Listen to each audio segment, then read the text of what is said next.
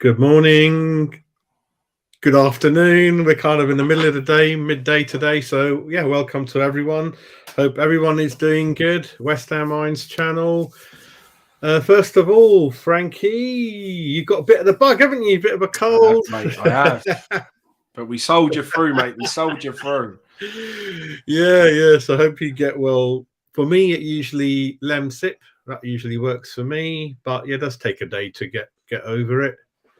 A bit of vitamin C, things like that. So hopefully all good. So yeah, doing a live show after a number of weeks. I think especially since the World Cup started. For me, I've not watched much of it. I'm just not really getting into it. I've seen a couple of good games. I think I enjoyed the Brazil. Was it the first game was good? And then obviously lots of goals yesterday, but purely because of the timing, we're kind of largely working during the day, so I've not really. Well, 4 games. I mean, if I was a kid off school, it'll be a dream for me. 4 games during the day, I'll be like, love it, glued to it, really. So, how are you going to the World Cup? What's it been for you, mate? Winter World Cup. Go, mate. Look. That's what it's all about. That's what it's all about. It shouldn't even be there, mate. But, I did say I'd boycott it, and it shouldn't be out there, and it wasn't a bit of me. But, mate, with the way the world is at the moment, it's all doom and gloom. We just need something to cheer about. So, I really do hope that England give us that. I'm not sure they have yet. I think the Iran game was it was what it was. But the America game was just so poor, mate. It's just, I don't know, it's just like watching West Ham, mate, isn't it? It's like a carbon copy. And you've got Nevin sitting on the bench there. And mate, it's just no different. It's just very, very similar to what we watch every week. So, yeah, I don't know, mate. I hope that we can find something about us that will, take us through and push us into the latter stages of the tournament, and then maybe we can go and win something. But, mate, I just think Southgate's cut from the same cloth as Moyes, mate. I don't think he's got it in him to win anything. And they just set up to not lose, don't they? They don't set up to go and win football matches. So, I don't know. Just, we thought we was getting a break from West Ham, mate, and having a bit of a breather from it. And actually, we're watching something that's very, very similar. So, but Yeah, you're right. You're right. I mean, even the last 20 years, we've probably been one of the richest football associations and league in the world. And the money we've thrown at Ericsson, at Capella, whatever his name was. And it's a shame. I mean, I only enjoyed it under Glenn Hoddle and Terry Venables. And when I was growing up, Bobby Robson was the manager, and he used to take a lot of flack from the newspapers. But then when I look back on how we nearly won it or got into the final in 90 and then 86 was obviously the Maradona got unlucky. Then he did a half decent job, changed the tactics for 90, played wing backs. That's a clever manager, just changing it around according to what you've got. And then obviously going into this World Cup, there was news on accommodation for the fans up and down. Then they interviewed some fans who were very happy not drinking and said, if you take drinking out, we're very happy, at least we remember it. So you got those fans. You got fans like me who I can't do one or the other. I have to have a little bit to watch a game. I've never tried it sober. I don't know. So it is for some people. It isn't for me. The two go together, having a social, having a laugh and watching a game. I couldn't do. I don't know what it's like to be teetotal to watch a game and come home. I don't know. But for me, it should be a choice. Like you said, the world is a choice, and do everything. As long as it's legally, you can do it. Then I think you should be allowed to do it in the world. And if you're told, don't do this, don't do that. Yeah, not sure. So some people are okay with it, some people are not. I remember the first game where the fan, I forgot what country it was. He all he did was what we do. He was just jumping up and down, and then obviously the local didn't like it, told him to sit down, and they made up afterwards. And I don't know where we're going to go with that. And certainly some journalists were told to stop recording certain things outside the ground. I saw images of that happening, and it's going to be a bit of that, and whoever's gone out there, good luck to you. But for me, just 2-3 games I saw, and we'll see. Once the knockout stages start, then I will definitely make an effort to watch all of the games if I can. So Has your boy got into it, mate? That's kind of Yes, mate. The first game I wasn't able to watch, even though I'd planned to go out to watch it. I ended up having some work I had to do. Had a technical issue, and I was in the office while the boy was downstairs cheering, and I could hear him jumping up and down. So he was enjoying that. Second game, I planned to go out to watch it, but ended up watching it indoors with a boy. And then tonight I was planning to go out to watch it, but feeling like this, mate, do the responsible thing, stay at home, save lives. So I'm going to do that. So. Oh yeah, I wouldn't push yourself while you're recovering. Just take it easy, and then if you work better for it. And what I remember as a child, especially the ages your little one will come up to, is your geography goes through the roof while you're following football. You know, he's very good with countries' flags now. He knows like Argentina, Brazil, Spain. I think at school they was quite impressed with how many flags he knows, and that comes from football, mate. It's quite educational, really. It's quite surprising. Even my kids, they come up to me and go, "Dad, which club or which areas in Manchester? I've got it all in the back of football. I know Lancashire, Yorkshire, like back. You know, you follow lots of things like that. Capital. So yeah, that's really good. Recognising colours and all that kind of thing. Well, I've been doing some interesting things at the weekends, mate. Because we've had no Premier League football, I've been going to non-league football. So Saturday we went to Maidstone United with the boy and took him down there, which they won 3-2. That was a good day out and we enjoyed that. And then Sunday we went to Ebbsfleet in the FA Cup versus Fleetwood Town and watched the second round of the FA Cup down at Ebbsfleet, mate. And I've got to say, I am really, really enjoying watching proper football again. Without all the razzle dazzle and the money involved and all of that. Proper football, good communities, close to the pitch, proper raw, rough and ready football. Mate, I've been absolutely enjoying every second of it. It's been a real good with the boy and taking him along and everything else. Mate, I'll tell you, I can see myself going to a lot more lower league football and turning my back on a lot of the Premier League football, mate. I really can. Yes, I suppose, you got no VAR. You've got no diving, I assume. Not too much of it, I hope. Proper players giving it, and then hopefully the referees can allow a bit more flow of football. And then the food prices, did you have a notice? We've always been eating there. Really nice food.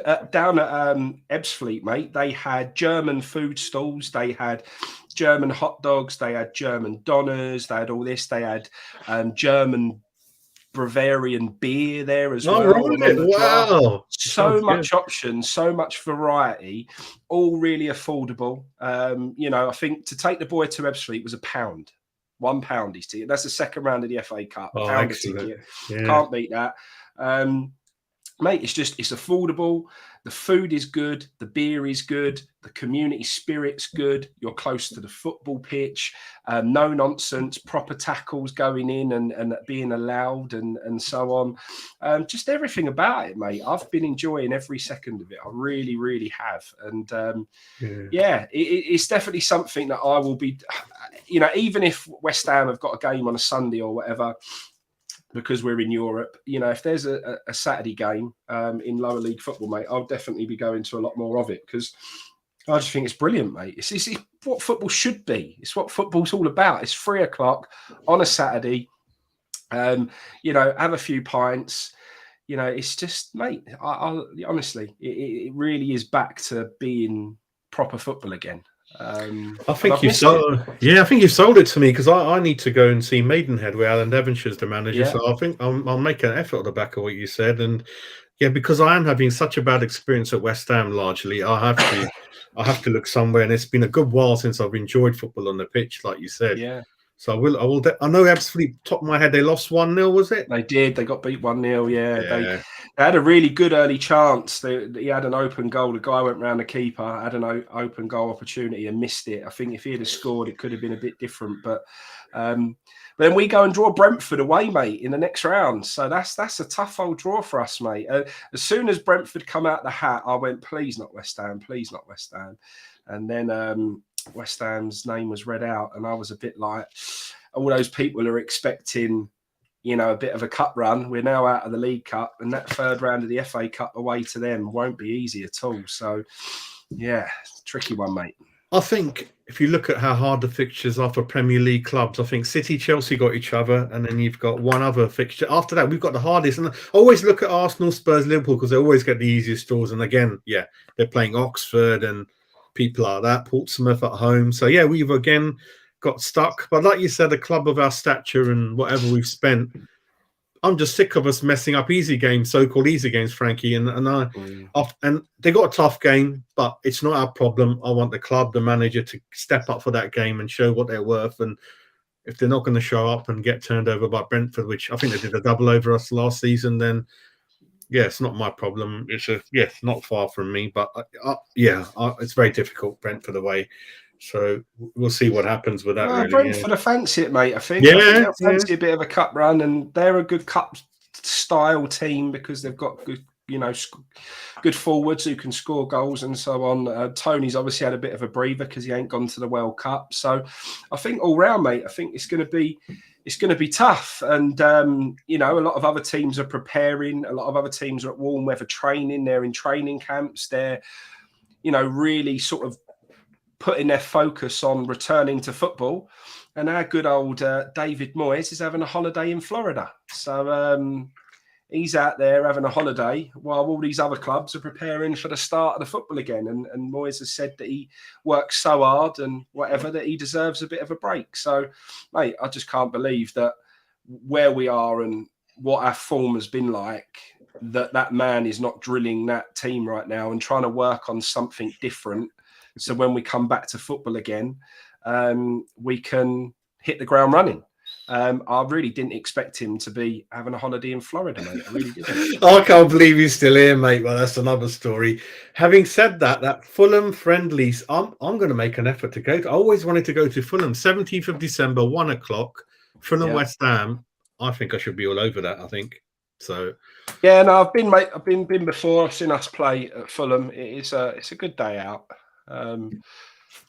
So I've seen us play in there when we was we in the Championship at that time, or was it when Fulham was in the Premier League? Can't remember. But no, always enjoy it. It's always a good day out, mate. Always a good day out. One of the fixtures I remember is when we had Bournemouth, Craig Bellamy. It was a Boxing Day game. We'd done well. We won that game, and Bellamy left shortly afterwards. I remember that one. But before we go into West Ham, mate, I know you probably want to go into it. Paqueta, mate. I mean, the media reports are up and down about him. I mean, the manager does like him. He has played him in all the games. He got taken off early yesterday. I don't know, what you made of him, mate, within the Brazilian team, who are one of the favourites for the World Cup? Obviously, he got taken off at half time yesterday, didn't he? So he got taken off. Honestly, if I'm totally honest about it, I wasn't watching the first half. You had very typical West Ham social media views. You had loads of people who were saying he deserved to get pulled off and wasn't good enough. Other people were saying he was playing really well, but it was a tactical change. I don't know. So I haven't seen anything particularly amazing from him. To be honest, I quite struggle with this whole, I want to cheer on countries that West Ham players play for. Mate, I couldn't give a toss about whether Brazil win. I couldn't give a monkeys about whether Morocco win. I couldn't give a monkeys about any of it. Like, I'm England. I only want England to win. Just because a West Ham player is playing for one of these other countries, mate, I couldn't really care less. I really couldn't.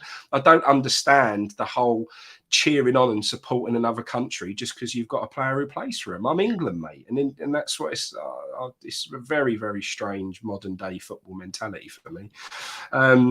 But I can understand why it's interesting to watch the players in a different team under a different manager being used in a different way. Paqueta, I did watch the first Brazil game. He played. He was a bit non-existent in that game, I thought. Played some decent balls and some decent passes. Broke up the play quite well. But again, mate, this flip-flappy type opinion that you get in this modern-day football world, you had everyone saying he's not a 10, he's an 8. He should be alongside Declan Rice. He should play in Souček's position, blah, blah, blah. And then yesterday, he played as a 10, and everyone was saying how good he was. Well, what is he then? Like, you have all these people who think they know the best position, all think they're football managers, all think they've got knowledge about football, and really and truly, they ain't got a clue. I don't know, mate. At the end of the day, he will always look better playing for Brazil because of the players he got round him. It don't matter whether you play him as a defensive midfielder, as an attacking midfielder. Yeah. He will always look better with that caliber of player around him. If you don't, then you've got a real problem. So he's got probably the best team in the world around him. So you would expect him to look like a much better player.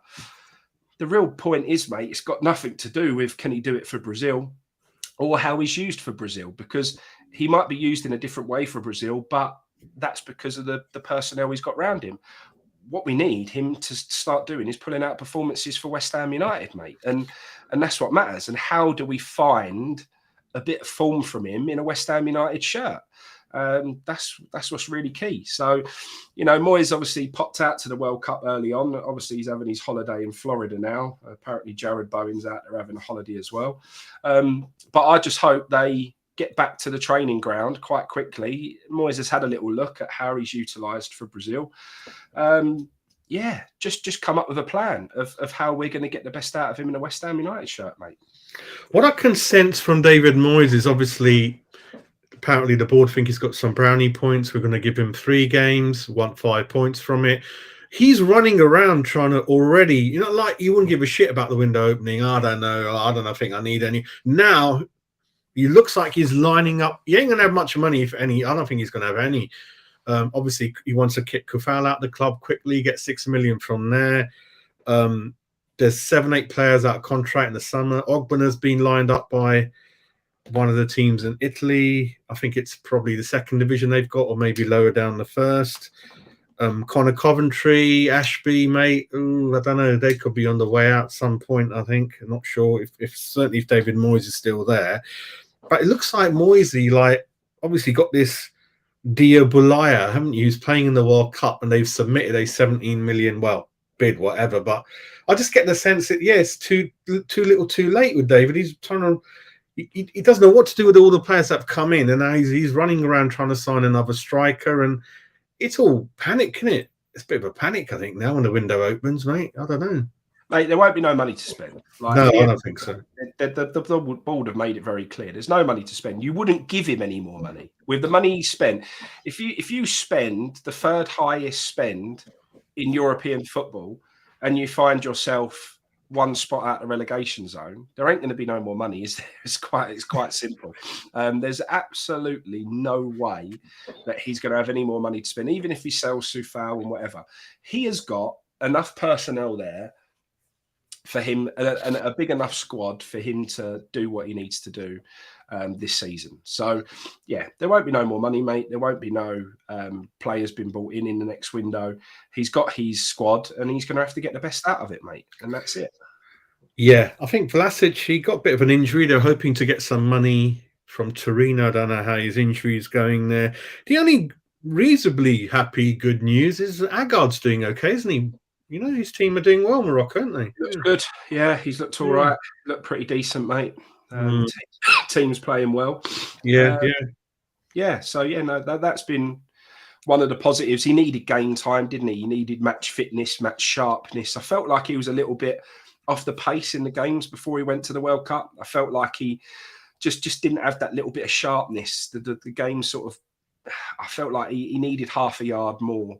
And that only comes from playing football, mate. So hopefully this will be good for him and give him that good match fitness so he can come back and hit the ground running for us, mate. What's your quick opinion on Kufal if he leaves for 6 million, wherever, that by Leverkusen, whatever? Right, mate. I think, again, everyone hyped up Souček and Sufal. Everyone went mad for him, didn't they? How good they are.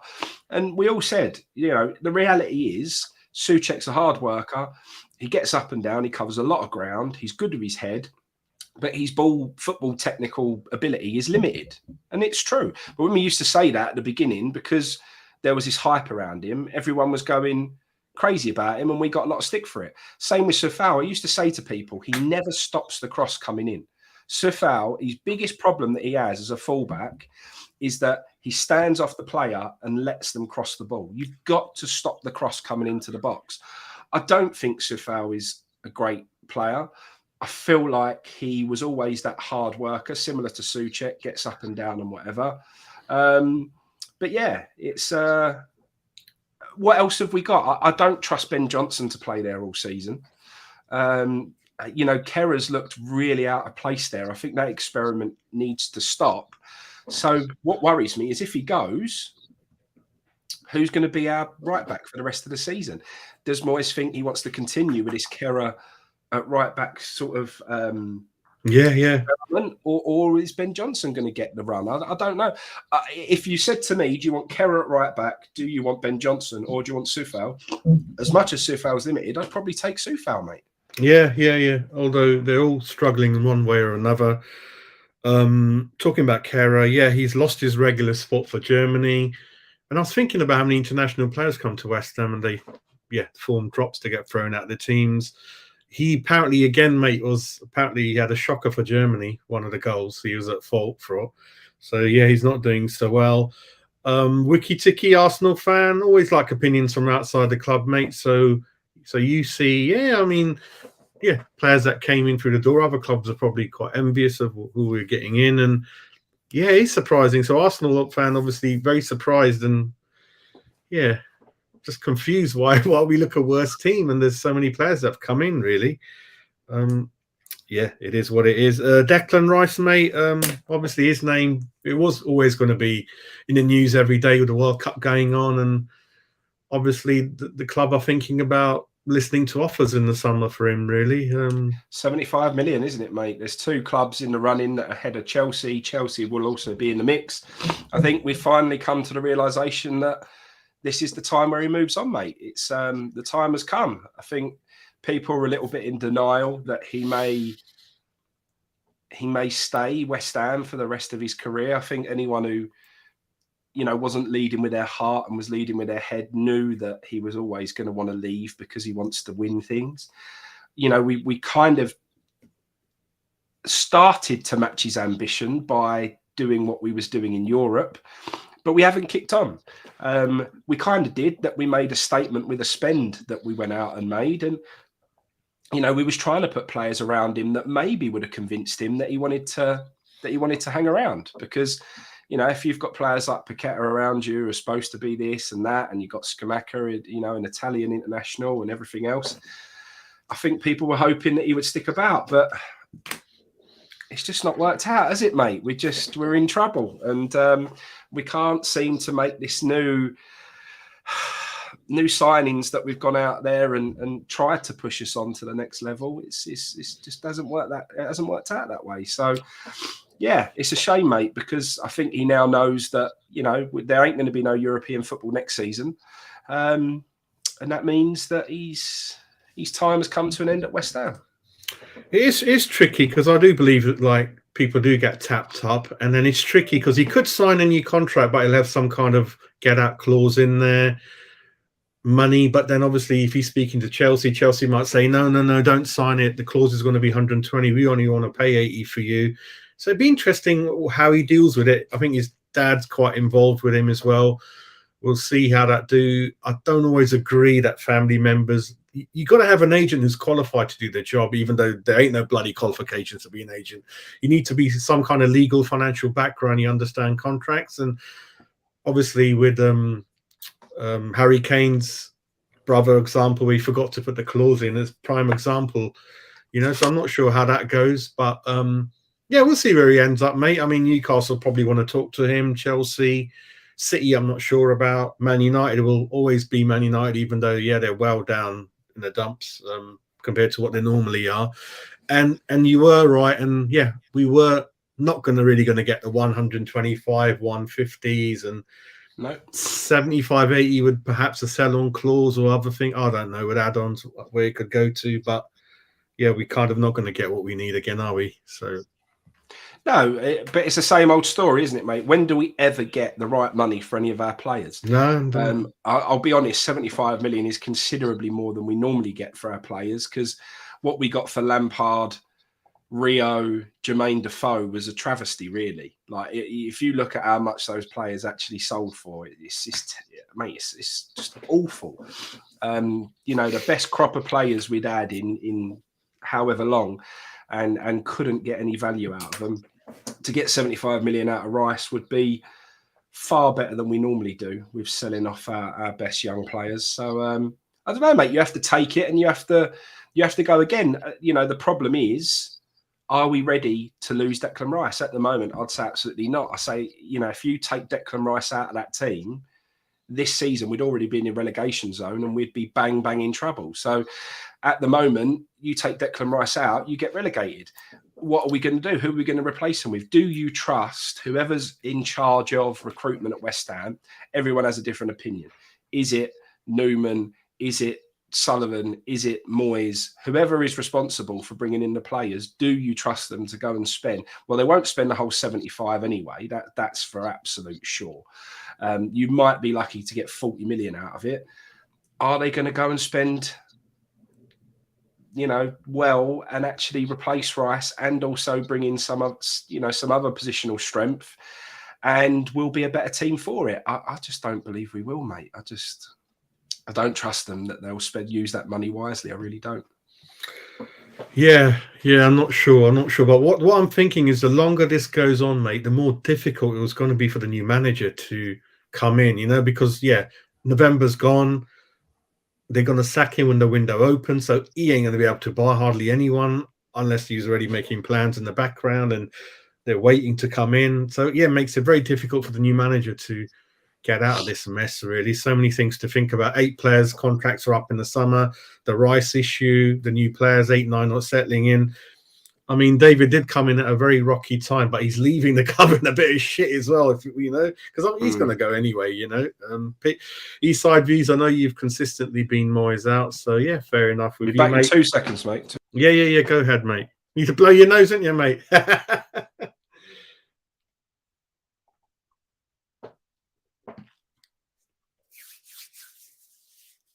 I think what it is, mate, I think 120, 130 is, which we West Ham fans were quite sort of valuing Rice at about a year ago. It looks like it's too much money for a CDM, So people don't mind spending that type of money for a striker. It's hard to score goals, creative midfielder, that kind of thing. Centre backs, they get a lot of money as well. CDMs, I don't think they've gone for that amount of money, or many of them. I think that is what the issue is in terms of valuing him that much, but we'll see. I mean, he's a regular for England, and if you do buy a British player in your squad, they are worth a premium. That's kind of thing what we're thinking. On the back of that, mate, the Zuma injury, which we kind of knew, had a feeling that it was going to happen at some point, wasn't it? Well, we got told that he didn't need an operation, and now he's gone and had one. So don't know what his recovery time is going to be like, but I mean, we're lucky really that there was this break for us to be able to get him his operation and not, have him out the squad, because he's another one, mate. If you take him out of that defence at the moment, I would have been very, very concerned, to be honest with you. So he was kind of, I wouldn't say he was in amazing form, but I feel like he was certainly one of the players who was a bit, above average, was doing a bit better. So, to lose him, if we were still had games over this period, would have been a big loss. So quite fortunate that we've got this little bit of break to hopefully try and work on getting him improved. I've just not seen how long he's going to be out for. Is he going to be back for the new year, or is he out for longer than that? I don't know. No, he's going to be out for a lot longer, and I think they knew that he's going to break down regularly, for the foreseeable future, because he did get that knee. Yeah, he had that knee injury shortly after joining us, and then he was out for a year with Chelsea, and there's stories of Sullivan wasn't sure, and then they left the Milenkovic deal alone, who looks quite good. We'll see what happens with that, but it is a risk because Agard hasn't started the league game for us at the moment. Dawson's wants to leave. Well, Dawson's off in January, isn't he? Yeah, he wants to go because he wanted to go in the summer, but we're too slow in getting a replacement. Kera's not settled in. Mate, the defence looks all over the place. Whoa, that's a big issue, mate. Declan Rice, where do you see him fitting in if he obviously moves at whenever? Chelsea, Arsenal, don't know. Declan Rice can fit in anywhere, mate. He's that good. And then you watch him flourish even more when he's got better players around him and a better manager who knows how to get the best out of him, mate. You'll see a next level Declan Rice wherever he goes. You really will. Yeah, I mean, do you think David Moyes is trying to sign another striker and he's kind of not thinking about Antonio up front anymore, and then he's given up on Scamacca, is he? Not sure, but looks like he's not happy with Scamacca for one reason or another. I don't know what's going on. Are we giving up on Scamacca, or is Scamacca giving up on us? I think that's the point, isn't it, mate? I just, if I was Scamacca, I told you, there was the moment when he got frustrated, when he refused to pass the ball backwards. And I said to you, I saw a little bit of frustration from him there, and it's got worse and worse every game since. And Scamacca just looks like he's fed up beyond belief. You know, he's gone from constantly scoring goals with a world-class strike partner in Raspadori to playing up front isolated on his own and never getting a touch of the football, mate. And then people actually, and then the worst thing about it is then there are some West Ham fans who moan about him saying, you know, he isn't doing it. And he's the same as Haller. Well, Haller went from us and started scoring goals for fun. So, mate, it's got nothing to do with Scamacca's ability. It's got everything to do with how we're utilising him, mate. It's such a shame because Scamacca is, I see so much potential in him. He will be a top European striker for years to come. We finally got a striker who can score goals for fun, who's also a unit and can put himself about. And he's going to end up leaving before he's even done anything for us. And yeah, I really feel like he could have been our striker for the next 5-10 years. And unfortunately, mate, I can see him pushing for a move in the summer, mate. I really can. Yeah, I think a new manager will get a lot out of these players and we'll be okay. Peter, very interesting deal there, though. So when clubs bid for Rice in the summer, West Ham can look at which players they can get coming in. Maybe they'll select a club like that. I don't know. That's quite interesting, isn't it? See, I mean, Chelsea got loads of players, haven't they? West Ham one. Broja and Gallagher they were looking at, and so maybe Chelsea might make more sense for West Ham and get players in. I don't know, but that might work. Yeah, David Moyes, it's coming to an end, mate. Coming to an end slowly with him. Zuma, even though he hasn't missed a lot of games, he's just not looked like when he first came, mate. He's just he's played, I know, but I know he's much better than that, you know, and he has been caught out a few times. Yeah, 3-4 months, Peter. So that's a large way of the season gone, isn't it, mate? You know, just what it is. Well, what odds did you get? Probably got good odds, mate. Yeah. And then the other thing was, mate, what do you think about Ashby and Connor Coventry? Like, they're going to go, are they? Or? Yeah, of course they're going to go. Yeah, Ashby most certainly, because he's fed up with not being spoken to by Mr. Moyes and Kevin Nolan and getting a cold shoulder all the time. So yeah, they'll go, and rightly so, mate. Because if you're not getting any development and you're not getting given guidance and you're not getting opportunity, then you're not going to sit there and waste away your career as a footballer. So yeah, they'll go, and I don't blame them, mate. And what I've heard is that Eddie Howe's agent is the same as Ashby's, I think, and he's earmarked him. So that'd be a great move for him if he goes. And then yeah, it's a bit of a shame on that. Fulham friendly Eastside Views. I'm going to look for tickets. Yeah, I'll hopefully. I'll ask the boys if they want to go. It's quite easy for me to get there from where I am. So, yeah, it's certainly very interesting ground, mate. So, yeah, I will make an effort to go. Yeah, what it is, it's our board is very different. Chelsea's ruthless. You know, they change managers even though they win so many things, and I don't know why they move. It's perhaps they feel the managers get too big for their boots. I don't know how the club operates, Chelsea. But we are like very slow in everything we do, you know, like he's done all right. So we've got to give him another year, but the club's deteriorate, you know, the players' values, their motivation, their form, everything's just, you know, every day, the more you give David Moyes, you're not getting much in return. And I was listening to podcasts before the last 3 games, Frankie, and they were talking like, oh, the board have given him 3 games and he did nothing with those games, got whacked at all of them, you know, including Leicester. And now you're going to wait for him to get, 5 points from the next 3 games? What are you going to do then? I mean, I told you, the train is just going to stop and start, largely stop. And like I say, mate, you can talk about how many games and all of this stuff. I just can't believe the man is on holiday. That I can't get my head around that. What is he doing in Florida? You know, he should be drilling that side. He should be coming up with a different plan, a different formation, a different system. He should be literally every single day working with the players who have not gone to the World Cup on how we're going to want to perform next when we come back from after the World Cup break. We're going straight into a game against Arsenal, which is going to be double hard. I just can't see why the man is on holiday and thinking that that's deserved when we're in dire straits and literally one spot above the relegation zone, mate. For me, I couldn't do it. If my business isn't performing, you've got to put in extra effort. You've got to put in extra hours. You've got to drive things forward, mate. I really just don't understand it. It just shows a real lack of desire to want to, or do you know what? It's not a lack of desire. It's a lack of admission that we've got massive problems right now. I don't think he realizes the severity of what our form is like and the amount of points we've taken out of the league in the last hour or so.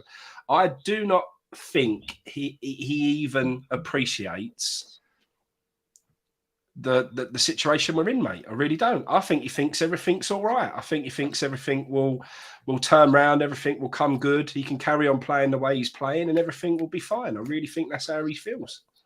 I think he's messed up and he knows this. For me, he knows it's over. That's why he's gone on holiday. I think he's given up. He won't say it, but because there's not even 1% of a shining light star anywhere. There's nothing you can say that. Even Declan's, he's such a high standards he's got. He's not as good as last season before, even though he's the best player in the team. There's nothing going for him, mate. None of the new signings have come in and done anything. Nothing. And I think he knows the writings on the wall. Obviously, he's got to say the right things all the time. He's probably gone to Florida to look for a holiday home with the money he's going to get soon. I don't know, mate. But it's over, mate. Follow football too long. He can obviously he's not going to resign or anything like that or give up. To whatever we hear from him, but yeah, it's just the players are going to come back from the World Cup, like you said, from whatever players they played with, and then you go back to the portal cabins and Moyes' message, and this going to get even worse, mate. I think going back to your question, mate, is that Liverpool don't really have any CDM, so you can easily slot in there. I like Højbjerg at Spurs. I think Mourinho bought a great player there for them. And they got another one, Bentancur or something. He's doing really well for them, apparently. Really, really good player they found there. Chelsea. That was a January window signing as well, mate. Two of them they bought in. Everyone tells you it's impossible. He's been absolutely fantastic for them. Yeah, everyone tells you there aren't no good players to have in January. Well, he's been fantastic, mate. So I don't. Yeah, but Bissouma can't even get in the team, mate, at 25 million. So Arsenal, I think you want someone to play with what's his name? What's his name? The Arsenal CDM? Partey, yeah, because he's always injured a lot, and he can fit into a lot of those, mate. He's a good player.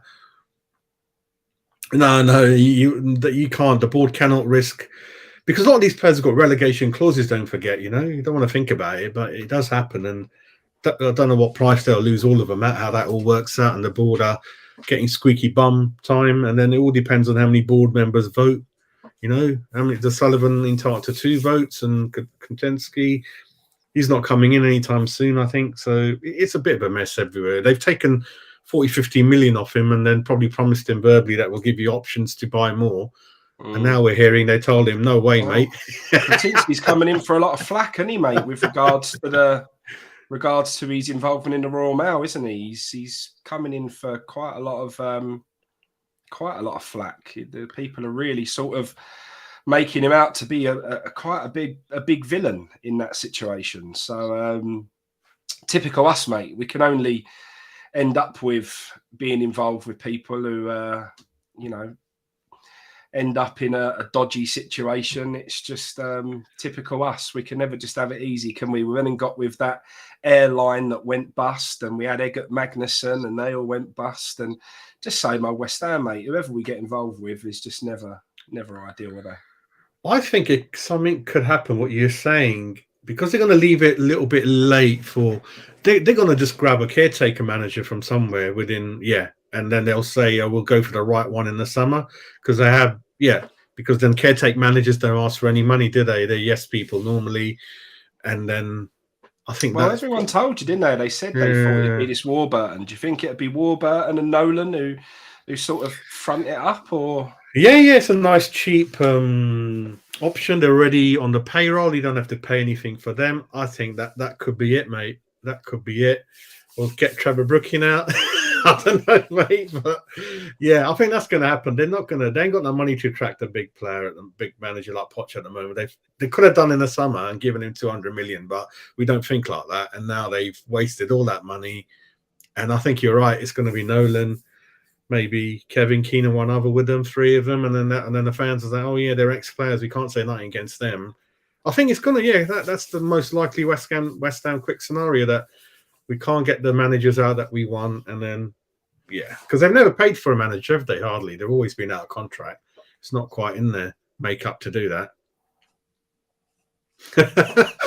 Yeah, he did have those funny years, didn't he? And God, he was a nutcase, wasn't he? Splashing the cash like anything, wasn't he? Yeah, he is. I mean, obviously, from the inside within the club, mate, you should have gone ages ago, mate. Ages ago, after the Chelsea game. Frank, yeah. But I don't know if we've got a good business plan for these people coming in, mate. You know, I don't know, Pam.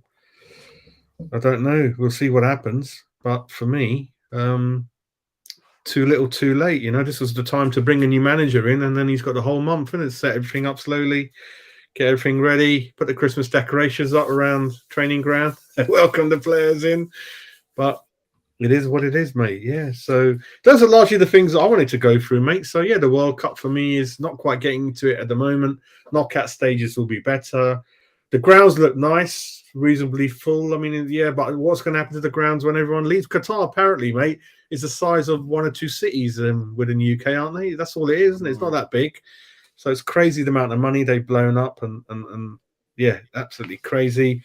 Big concerns. Few injuries, Ogbonna, and so all we're talking about is people injured, out of form, about to leave, and then a couple of signings they're trying to get in, but I don't know what they're going to do. It's in-house fighting a little bit. And it's too early to speak about any players that have impressed us, because I'm like Frankie. I have not sat there and watched 4 games. You know, I can't do that. So I can't tell you if there's anyone that we didn't know about that's impressed me. Agard has done all right. So perhaps if Agard wasn't a West Ham player, we would have been speaking about him perhaps. So it's good we got that one over the line. And then we'll wait and see, mate. Wait and see, really. But anything else you want to go through, mate? Or what you Not really, mate. The only other thing is just the suicidal way that this club seems to be at the moment, mate. They just seem intent on really pissing off the fans. To see the latest video put out by the social media team of the Sidemen with an Arsenal fan, a Man United fan, and what I could never thought I would see, a Millwall fan, and a very staunch Millwall fan, being given the run of the football club, and us promoting them doing stuff at our football ground in the hospitality and the highest level and everything else, mate. I can't believe our football club would be so silly to do something like that. To promote a Millwall fan running around our stadium is just lunacy. I never thought I'd see the day, mate. I really didn't. And it was just another kick in the teeth from the football club, mate, that we've allowed a Millwall fan in there, a really well-known Arsenal fan and a really known Man United fan. We do nothing for our fans anymore. You know, they were allowed access everywhere. You know, they're engaged in the players. You know, even if you pay £375 to be a mascot, you barely get to see the players. The players don't even talk to you. All they do is hold your hand when you walk out onto the football pitch. You're not allowed in the changing room. But this Man United, Millwall and Arsenal fan were able to do whatever the bloody hell they wanted. I just don't get it, mate. It just seems like the Bald are on a massive wind-up. It seems like they don't actually care about West Ham anymore. And any opportunity they can to piss the West Ham fans off, it just seems like they want to take every opportunity to do so. for me, we've really come to the end. We've come to the end of the David Moyes era. We've come to the end of the GSB era. Mate, we need changes massively. We really, really do need a new ownership, and we need a new manager. And we need to get our identity back, and we need to start appreciating the fans again. And we need to start looking after our young supporters again and doing things that basically allow youngsters access to their heroes, and just get them involved more in the football club again. I've never ever felt so distant as a fan from the football club. I think we've got the mentality completely wrong. And I think we need a massive, massive culture change at West Ham, that it's not just about PR, branding, money, and all this sort of stuff. And they've got to appreciate the people that put their hand in their pocket and spend their hard-earned wages on going to support this football team. And they need to give a little bit back again and start to show some more appreciation and respect. And it is respect to the fans. I think the issue is that largely those people at West Ham in the back room, back office, and all those different departments, they're not West Ham fans. That's the big issue. They've recruited people that don't understand West Ham, like you said. They make mistakes in PR over and over again. And the good people that were up and part largely when Karen first came in, she got rid of loads of them. And even some players said, we'll chip in for some of them that you want to get rid of, because, they weren't thinking about, And then I was saying that if you want to save money, there's better ways to do it, Try to be more efficient in the contracts you're offering the players, waste less money in the market. It's like you said, how much money do they save from charging you £10 a burger instead of £6? I think overall, when you calculate it, it's not going to come to that much. When it's the players' contracts that you can make a big saving on, not killing the fans. It's all round, mate. Yeah. Even the experience at the football ground. There's so much space over there, mate. They could create fan zones outside the stadium. They've got all that land. They could create fan zones. They could create more better food options. They could create just better options inside the ground. Just all round, mate. It's just naff. It's just they really, really don't care about the experience that we have when we go to that stadium.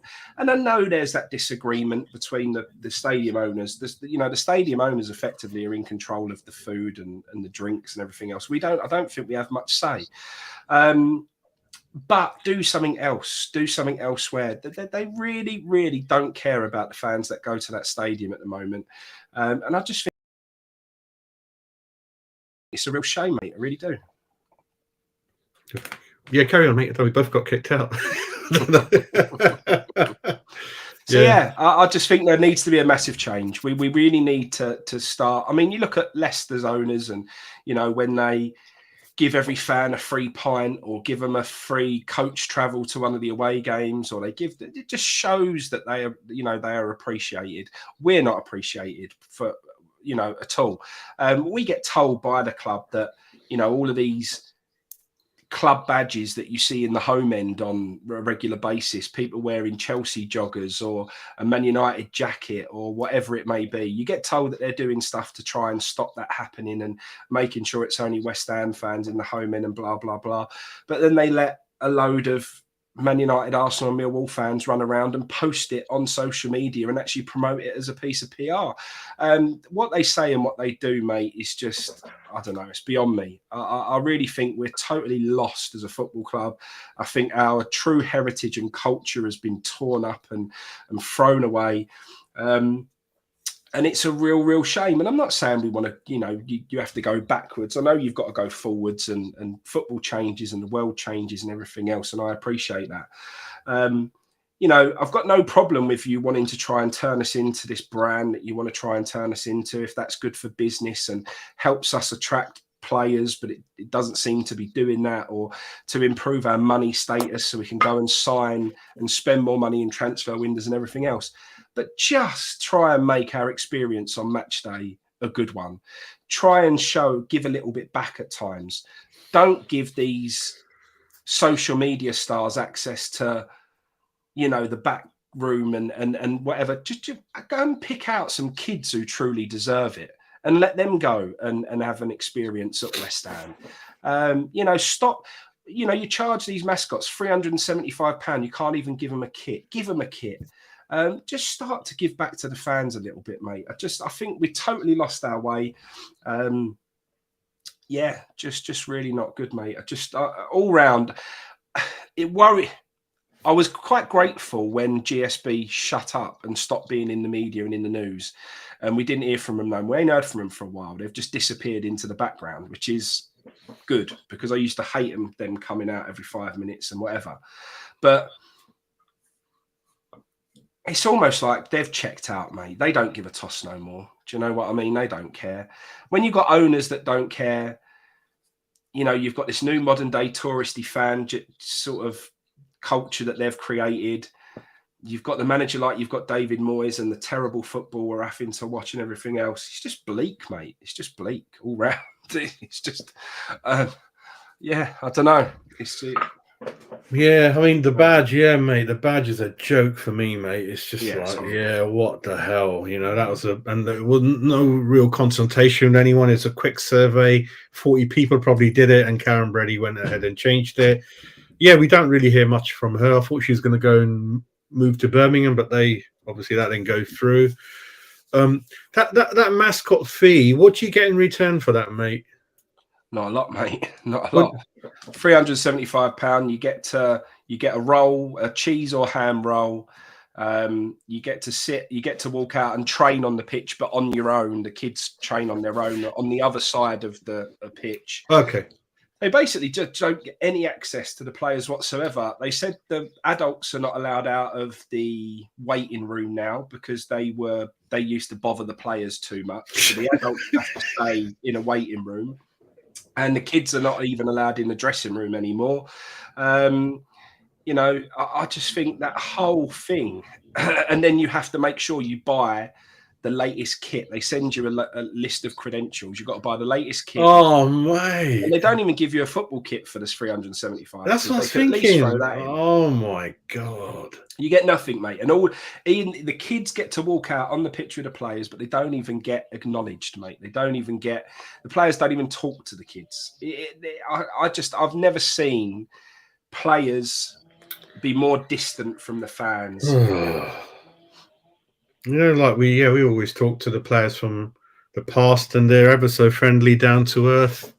You feel comfortable talking to them. I don't know how these modern players. Well, they ain't going to come back to the club anyway. They're kind of beyond that, I think. But it's a shame. It's a shame, isn't it? Peter's asking you a very important question.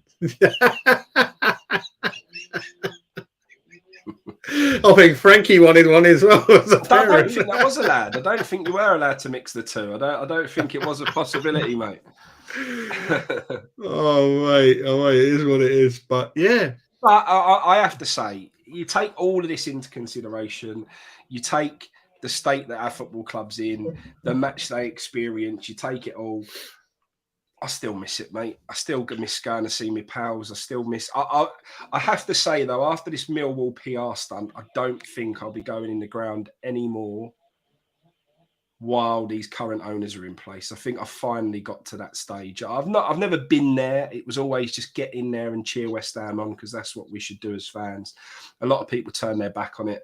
I think I'm almost there with them now, mate. I think why our owners are there and Moyes is there, I think I'll just go over and go in the pubs, and I think I'll just watch the scores coming through, or if West Ham's on the box, I'll just do it in the pub, mate.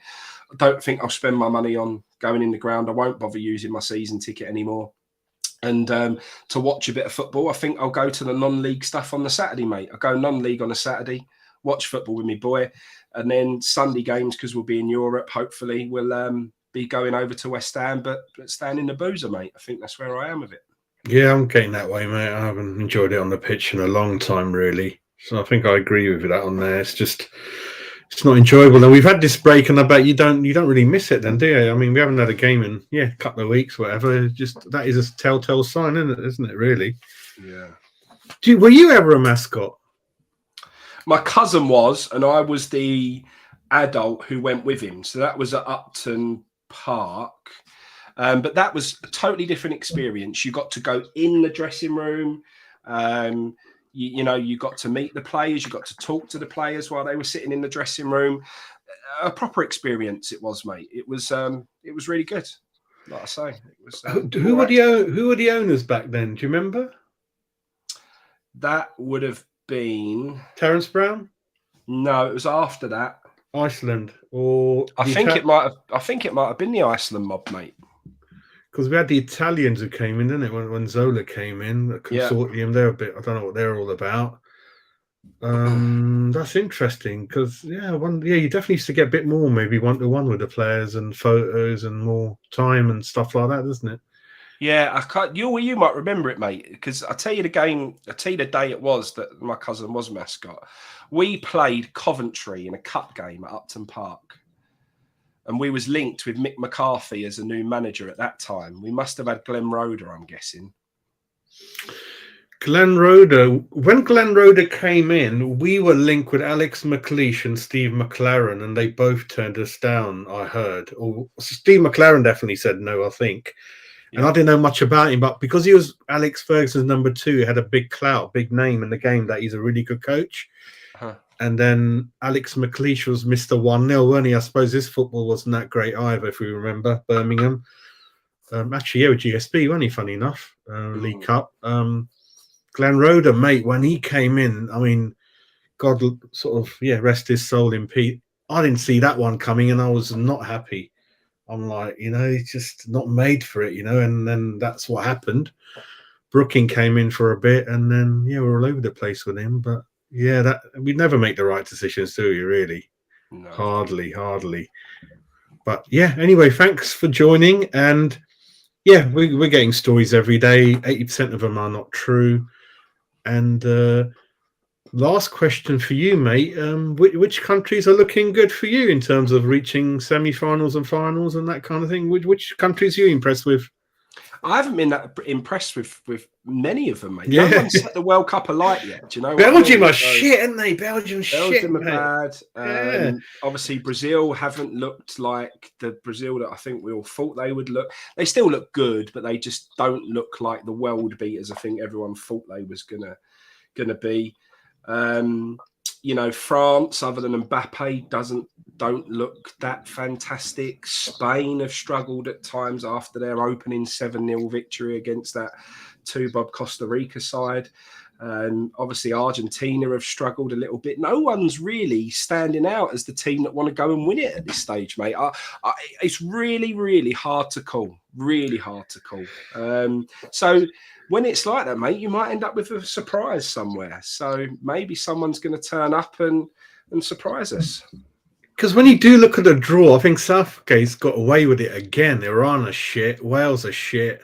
America are good. I was very impressed with America. The game, the running game, the energy, enthusiasm. And they always have a good record against us. And, we'll see how it goes. I think France, Brazil, Portugal, mate, look good. Portugal all right. Even though they're missing Jota, I think that would have made them even more stronger.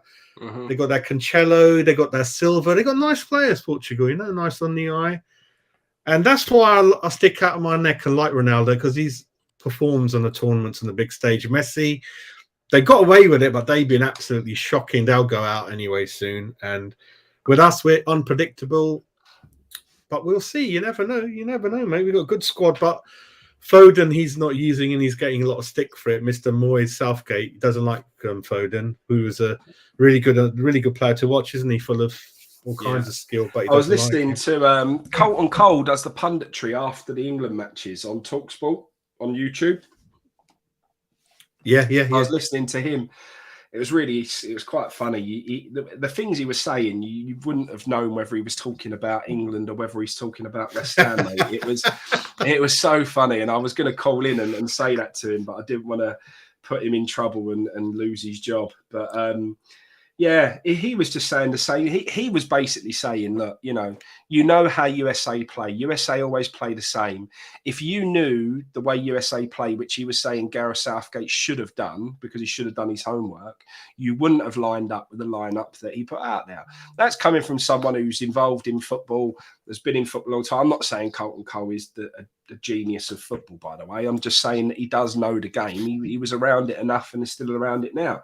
But he was basically saying that you would never have set up how you did, and you wouldn't have had the personnel that Southgate started with when you know what USA are going to bring to the table. So he was very, very critical, Mr. Carlton Cole, of Gareth Southgate. And was basically saying that, you know, he was trying to be Mr. Positive. He was saying that I want to be the man who does try and put a positive spin on things. However, it didn't matter what he was trying to find a positive in. He really, deep down, he was saying that Southgate ain't going to be up to the job, mate, to be honest. So, do you know anyone out there, mate, who's gone out there? You know anyone? I don't, mate. I don't. And then I don't know if you saw, but David Cross put out a tweet. He basically said, and this is quite an interesting talking point. Maybe we'll go into it more on another stream. But David Cross basically put out a tweet that said, you know, players nowadays are fitter than we used to be, more dedicated than we used to be, live the life more than we used to, are more technical than we used to be. All of these things, yet football's less entertaining now than it used to be back then when they played. And I had to agree with him. I do think football is far less entertaining than it used to be. But when you've got these modern day footballers that are like well-drilled machines, they're not going down the pub after a game and smoking and all this like footballers used to. Why is football not as entertaining now than it was back then? It's quite a good point he was making. I think the skill's gone out the game, mate. We've got no wingers, we've got no dribblers. We haven't even got strikers, mate. They stick one big lump up front, 3 wingers behind him. We lost a big man, little man. We lost so many things, mate. Fullbacks, yeah, it's all over the place. It is Saudi Arabia. Yep, hard to play them with the home crowd. Well, not home crowd, but they just 3 hours, they get over the border, don't they? A lot of them. Andrews missed us, mate. Hope you're well, mate. Hope you're well. We'll try to do shows every other day if we can, mate. But yeah, we're going to call it a day and let me and Frankie go back to our daily routines, mate. So yeah, thanks for joining. Hope you get well. Oh, mate. And thank you for the gentleman who wished me well at the beginning of the stream. I didn't comment, but someone did say they hope I get better. So thank you for that, mate. Yeah. Wasim, thank you, mate. Appreciate that. Yeah, we hope knockout stages start and the tournament lifts up a little bit, and yeah, we'll get better, mate. But take care. Thanks for everyone joining, and yeah, we'll be back soon with another show. Take care. Thank you, Frankie. See you later, mate. Take care.